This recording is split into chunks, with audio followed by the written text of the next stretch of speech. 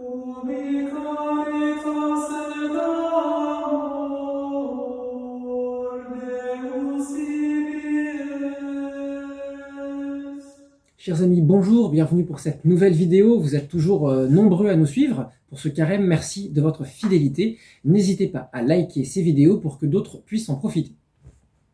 Alors, je vous propose aujourd'hui de nous arrêter sur le deuxième chapitre de l'Apocalypse, dont nous avons commencé la méditation hier, et d'aller au verset 4. Voici ce que le Seigneur nous dit. « J'ai contre toi que tu t'es relâché de ton premier amour.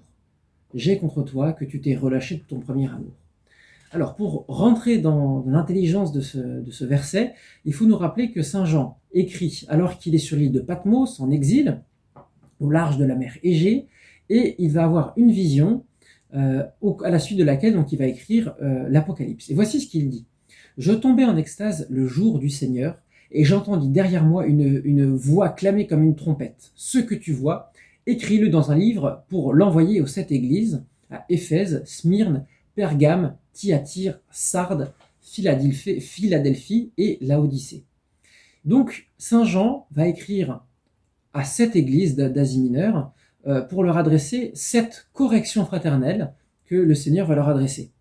Alors, nous allons nous concentrer sur une seule, la première, celle qui est adressée à Éphèse, à laquelle il dit « J'ai contre toi que tu t'es relâché dans ton premier amour ». Pour rentrer dans une plus grande profondeur, je vous invite à relire ces 3 premiers chapitres de l'Apocalypse. Ça prend pas très longtemps, mettez en pause. Moi, en attendant, je continue. Alors, que tirer de cette phrase ? Bien, tout d'abord, la persévérance. Nous sommes à la fin du carême, nos résolutions ont peut-être pu s'émousser un petit peu, et donc il est bon d'entendre ces versets un peu rudes que le Seigneur nous adresse pour retremper notre volonté pour le servir de plus près. Alors, comment comprendre ce reproche ? Alors, il est intéressant de lire le verset qui précède. Dans ce verset, le Seigneur félicite au contraire l'église d'Éphèse pour sa constance, sa persévérance. Il dit « Je connais ta conduite » et il la félicite parce qu'elle a souffert pour le nom du Seigneur. Et aujourd'hui, c'est même une félicitation que le Seigneur pourrait adresser à beaucoup de chrétiens qui, parce qu'ils tiennent à l'intégralité de la foi catholique, eh bien, souffrent et sont persécutés pour le nom du Seigneur quotidiennement.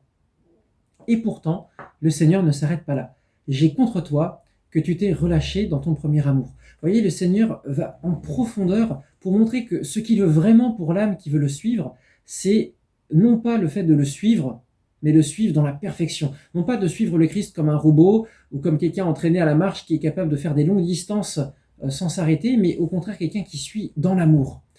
Le Seigneur ne veut pas que nous nous contentions d'un 10 sur 20, d'un paradis acquis à bas prix, moyennant le purgatoire, mais au contraire, il veut la perfection, la sainteté. Mais alors, quel est le problème d'Éphèse ?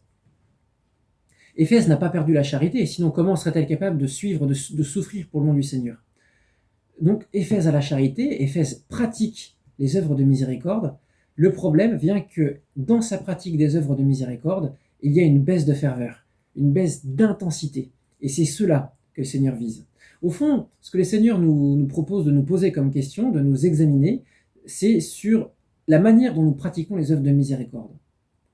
Est-ce que quand j'aide un pauvre, est-ce que quand j'écoute quelqu'un d'ennuyeux, avec patience, est-ce que quand j'enseigne quelqu'un qui ne connaît pas grand-chose de la foi, eh bien je le fais vraiment avec amour, ou est-ce que je le fais parce qu'il faut le faire ? Alors nous pouvons nous poser cette question-là. Et puis ensuite, comment faire pour combattre cette tiédeur si jamais elle se trouve en nous ?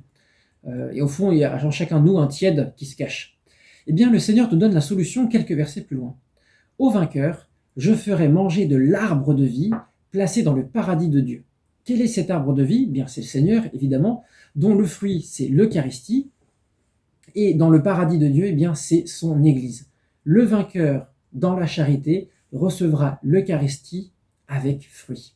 Et voilà une très grande piste pour nous préparer à recevoir avec fruit l'Eucharistie. C'est la manière dont nous pratiquons les œuvres de miséricorde. Vous voyez, effectivement, l'Eucharistie est la source de notre vie chrétienne, donc c'est là que nous allons puiser la force pour pratiquer les œuvres de miséricorde, mais l'Eucharistie, c'est aussi le sommet. Et donc, en pratiquant, en nous efforçant de mettre une intensité forte dans de désir de charité, dans nos œuvres de miséricorde, eh bien, ça va nous prédisposer à recevoir l'Eucharistie avec plus de fruits. Et ainsi, le Seigneur va pouvoir déployer sa grâce de manière plus abondante encore dans nos âmes. Alors voilà, c'est une grâce que nous pouvons demander pour la fin de ce carême. D'abord, de pratiquer toutes les œuvres de miséricorde que nous nous sommes proposés de faire avec une charité débordante pour recevoir l'Eucharistie avec fruit. Et de l'autre côté, eh bien, demander dans l'Eucharistie de recevoir la force pour pratiquer les œuvres de miséricorde avec plus de charité.